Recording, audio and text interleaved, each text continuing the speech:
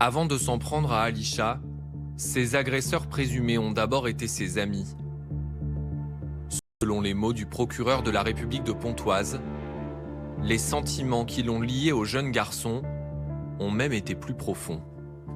Une brève relation amoureuse s'était nouée pendant une semaine entre le jeune homme et la victime. À l'issue, en septembre 2020, une autre relation se noue entre le jeune homme et la jeune fille. Les deux jeunes filles gardent des relations amicales, ce que le jeune homme a du mal à accepter.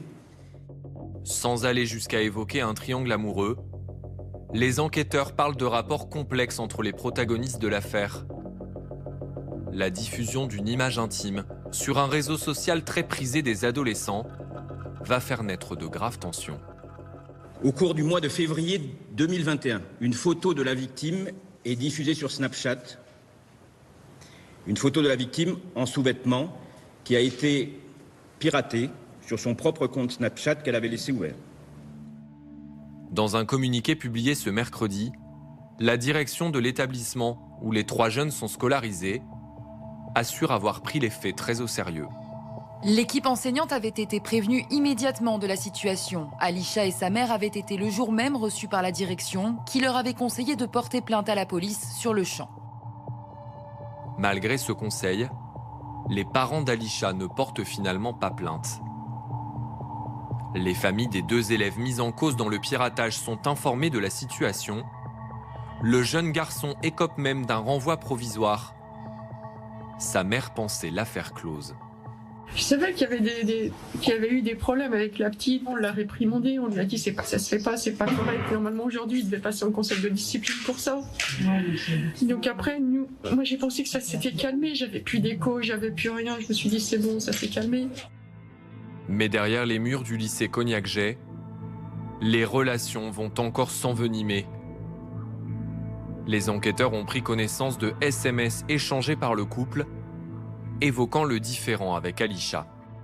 On sait qu'il y avait cette rivalité, qu'il y avait effectivement ce vol de photos, qu'il y avait eu une bagarre entre les 2 jeunes filles, le jeune homme se plaignant également que la victime aurait parlé mal de son père, des futilités de ce type-là, qui aurait, d'après notamment les SMS, justifié l'envie de faire quelque chose en direction de la victime.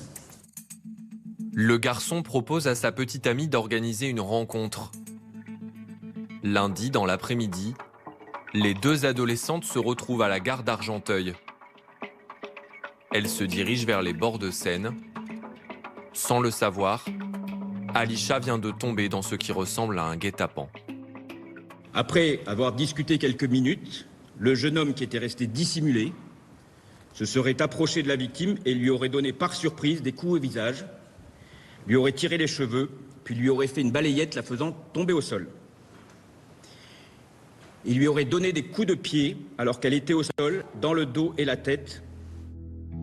Un déchaînement de violence auquel n'aurait pas participé la petite amie, mais elle va aider à jeter la victime, blessée mais encore consciente, dans le fleuve. Une chute de plusieurs mètres. Il résulte des éléments médico-légaux qui ont été recueillis que la victime présente un tableau typique de mort asphyxique pouvant s'accorder avec une mort par noyade. Au cours d'une garde à vue de près de 2 jours, le couple n'a pas exprimé de remords.